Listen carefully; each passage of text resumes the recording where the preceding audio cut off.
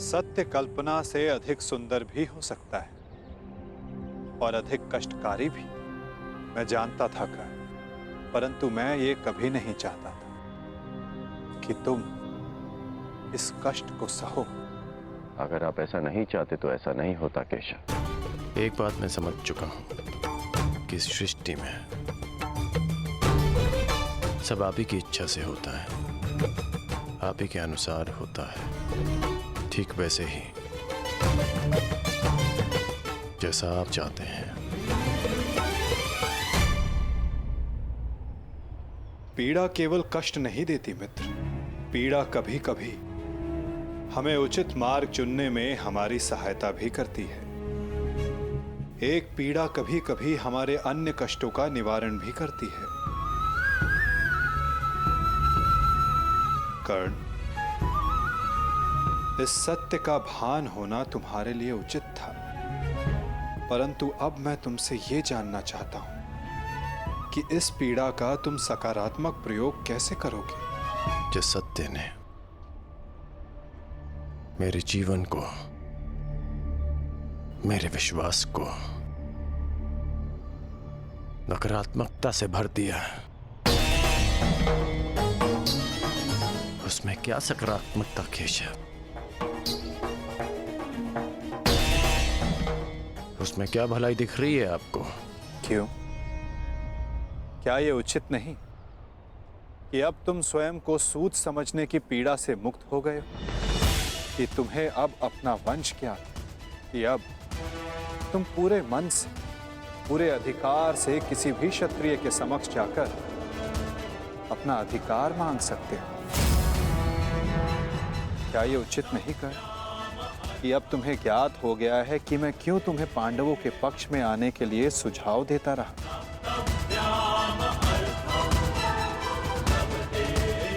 एक सत्य संसार बदल सकता है और अब तुम्हारा संसार बदल चुका है मित्र। तो क्या ये श्रेष्ठ नहीं कि तुम अपना पक्ष और निर्णय दोनों बदल दो?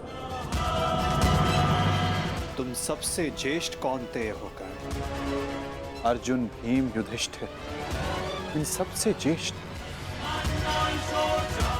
और मुझे ये मानने में कोई संकोच नहीं कि तुम अर्जुन से अधिक श्रेष्ठ हो, परंतु ये दो शक्तियां, ये दो भाई विपक्ष में क्यों मित्र? यदि तुम और अर्जुन एक पक्ष में हो गए तो सृष्टि की कोई भी शक्ति तुम दोनों के समक्ष छोटी पड़ जाएगी।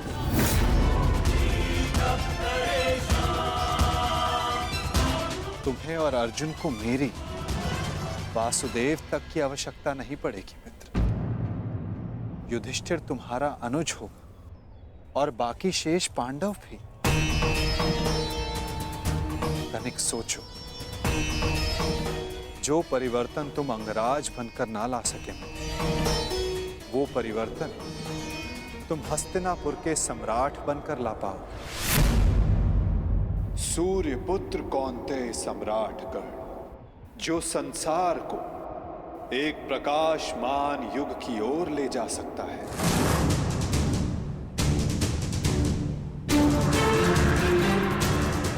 मैं केवल तुम्हारे भविष्य की बात नहीं कर रहा हूं कर्ण, मैं उस भविष्य की बात कर रहा हूं जिसकी हस्तिनापुर को आवश्यकता है, इस संसार को, इस मानवता को आवश्यकता है। और यही सबके हित में है मित्र।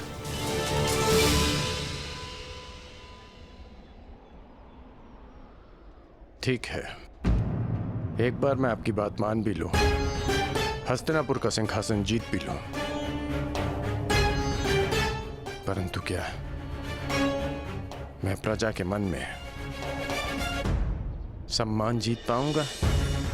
नहीं। सूत पुत्र कहलाकर जितना अपमान सहा, सूर्य पुत्र बनकर उससे कहीं अधिक अपमान होगा मेरा। जिस हस्तिनापुर, जिस संसार की बात आप कर रहे हैं, वो मेरे विषय में सोचेंगे कि कितना अवसरवादी निकला मैं, कि राज्य का लालच पाते ही मैंने अपना पक्ष बदल डाला। मनुष्य का पक्ष, उसका विश्वास, उसका ईश्वर होता है। मेरे जन्म का सत्य बदल जाने से क्या मैं अपने ईश्वर को बदल डालूं?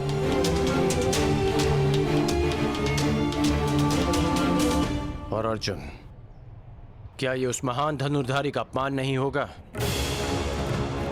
और युधिष्ठिर, जिसने 13 वर्ष वन में काटे, क्या ये उसके अधिकार का हनन नहीं होगा? और दुर्योधन का क्या? दुर्योधन की मित्रता ने वट वृक्ष बनकर मुझे संसार के ताप से बचाया, मुझे छाया दी।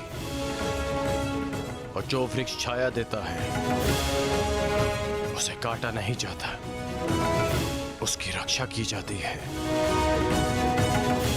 धिक्कार होगी मुझ पर यदि ऐसा विचार मेरे मन में भी आया।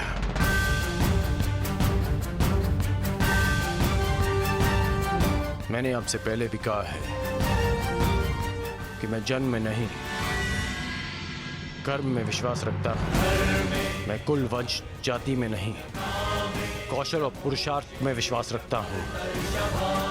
जब मेरी जन्म माता ने मुझे त्यागा तो एक सूत ने मुझे पाल पोस के बड़ा किया। जब कुल और वंश ने मुझे फेंक दिया तब मेरे कौशल ने मुझे उभारा। जब मेरे संबंधियों ने मुझे पहचानने से अस्वीकार कर दिया तब दुर्योधन की मित्रता ने मुझे संभाला। सच कहूं तो आज मैं पहले से भी कहीं अधिक दुर्योधन का ऋणी हो गया हूं। और आप कह रहे हैं कि मैं अपना पक्ष बदल लूं?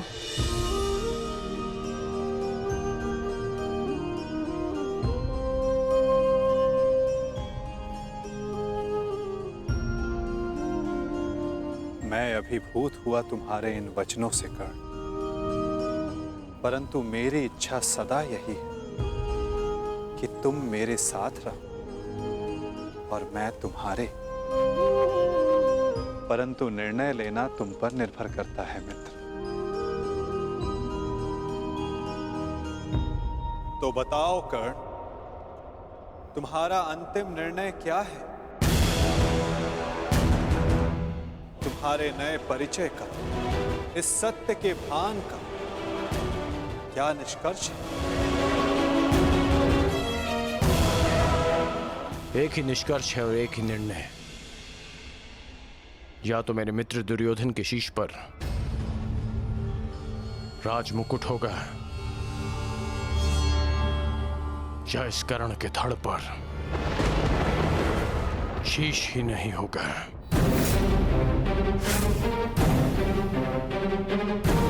इसके अतिरिक्त और कुछ संभव नहीं है केशव।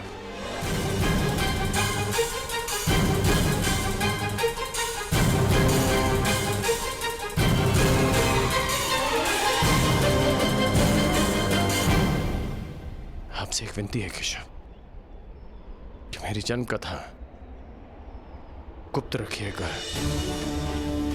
यदि युधिष्ठिर को इसका ज्ञान हुआ तो वो सिंहासन को ठुकरा देगा, और यदि उसने साम्राज्य मुझे सौंप दिया तो मैं उसे दुर्योधन को सौंप दूंगा। और यदि समाज को इसका भान हो गया तो वो माता कुंती को ठुकरा देंगे। इसलिए यह सत्य है हमारे मध्य ही रहे, यही श्रेष्ठकर है। मैं चाहता हूं कि आप मेरी मृत्यु तक मुझे राधे कहकर पुकारें, कौनते ही नहीं।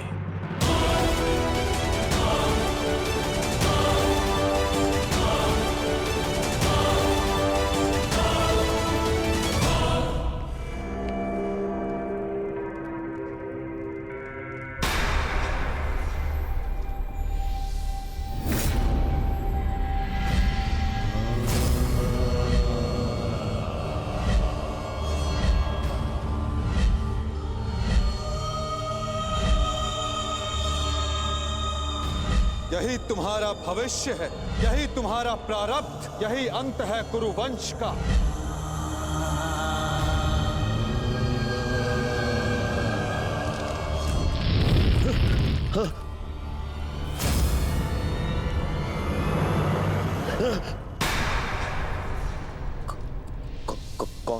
कौन है आप? है? ये क्या कह रहे हो दुर्योधन? मामा हूँ, मामा। नहीं नहीं, ये कौन है आप मुझसे ये प्रश्न करने वाले?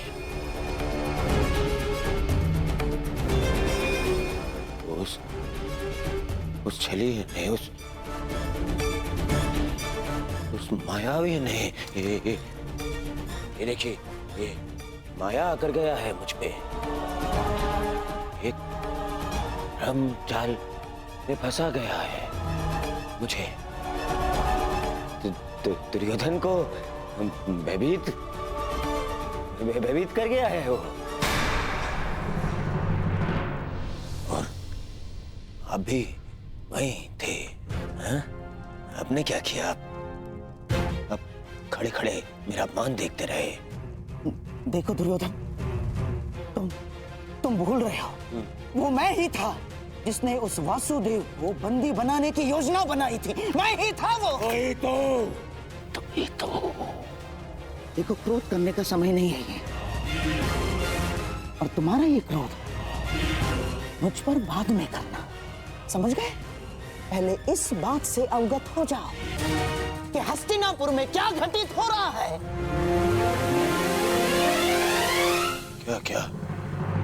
क्या घटित हो रहा है हस्तिनापुर में? वही तो मैं तुम्हें कब से बताने का प्रयास कर रहा हूं, परंतु तुम हो कि सुन ही नहीं रहे हो। तुम्हें कदाचित अनुमान नहीं है कि तुम्हारा परम मित्र कर्ण तुम्हारे नाक के नीचे क्या कर रहा है। क्या कर रहा है मेरा मित्र? जब तुम उस वासुदेव के माया के भ्रम के पश्चात स्वयं को संभालने का प्रयास कर रहे थे, तब सभा से वासुदेव के साथ कर्ण ने भी प्रस्थान किया था। दुर्योधन, दोनों साथ थे। दोनों साथ थे। हाँ, और केवल इतना ही नहीं दुर्योधन, तुम्हारे शत्रुओं की माता कुंती के साथ तुम्हारे परम मित्र कर्ण ने बहुत समय व्यतीत किया, बहुत। कहीं ऐसा तो नहीं दुर्योधन कि उस छलिए वासुदेव की माया में फंसकर कर्ण पांडवों के पक्ष में? ऐसा हो सकता है ना दुर्योधन? नहीं, ऐसा नहीं हो सकता। ना, हो सकता है। नहीं, मुझे कर्ण से मिलना है। इसे शाल मिलना है कर्ण से।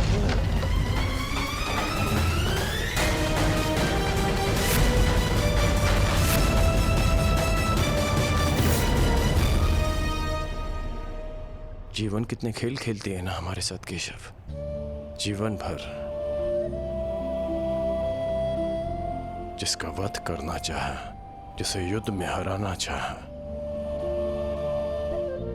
जिसका मान मर्दन करना चाहा, आज ज्ञात हुआ कि वो मेरा ही अनुज है।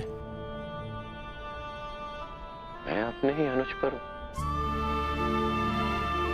आक्रमण कैसे कर पाऊंगा?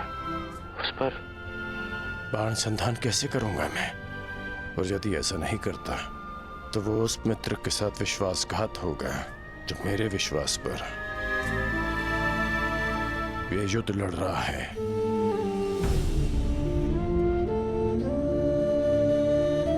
क्यों नियति हमारे साथ ऐसा खेल खेलती है? क्यों वो दो भाइयों को शत्रु बनाकर सामने ले आती है? क्यों वो उन्हें एक दूसरे के रक्त का प्यासा बना देती है, जिनकी धमनियों में एक ही रक्त बहता है? ये कैसी नियति है केशव?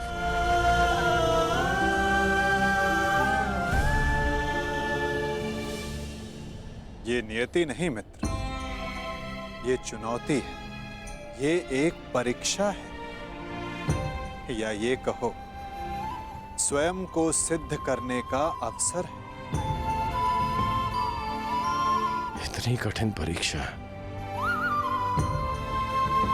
इतनी कठोर चुनौती, इतना पीड़ादायक अवसर। मनुष्य अपनी परीक्षा नहीं चुनता कर्ण, ये परीक्षा है जो स्वयं अपना पात्र चुनती है। ये चुनौती है जो परखने के लिए स्वयं अपना पात्र चुनती है कवचधारी वीर। माटी के तट नदी की धीमी धारा के किनारे होते हैं और कठोर पाषाण को नदी के वेग से लड़ना होता है।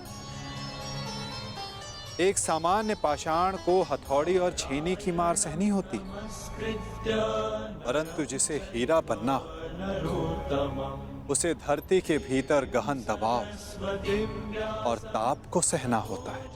माला बनने के लिए अपने हृदय को सुई से भिदवाना होता है।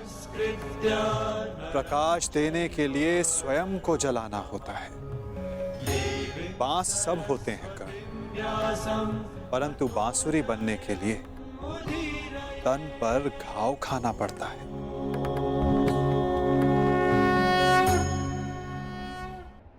जिनके उत्तरदायित्व बड़े हों उनके समक्ष सामान्य प्रश्न नहीं आते कर्ण।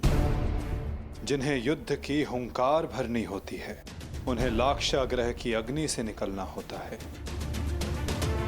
जिन्हें युद्ध का परिणाम देना होता है उन्हें अपना कवच भिदवाना होता है। मृत्युंजय बनने की चाह रखने वालों को प्रति क्षण मरना होता है। ये तुम्हारे समक्ष आई सबसे बड़ी दुविधा नहीं है कर्ण, सबसे बड़ी चुनौती है, सबसे बड़ा अवसर है। अब इसका चयन करना तुम पर निर्भर करता है कर्ण कि इसमें भाग लो या भाग जाओ।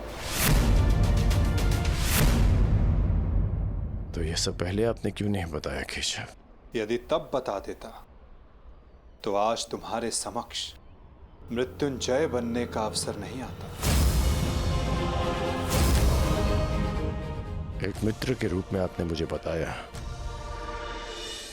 कि मुझे क्या चुनना चाहिए, परंतु आज मैंने सभा में उस कृष्ण को देखा जो भूत भविष्य वर्तमान सब है, जिनसे परे कुछ नहीं, जिन्हें सब कुछ ज्ञात है। तो आपको ये भी अवश्य ज्ञात होगा केशव कि आपका ये मित्र कठिनाइयों से कभी नहीं भागता, सदैव उनका सामना करता है। अब कदाचित हमारी भेंट युद्ध भूमि में होगी।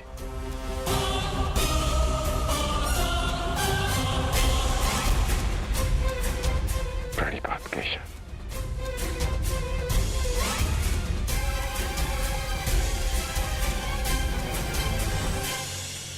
मैं अत्यधिक प्रसन्न हूं कि तुम मेरे मित्र।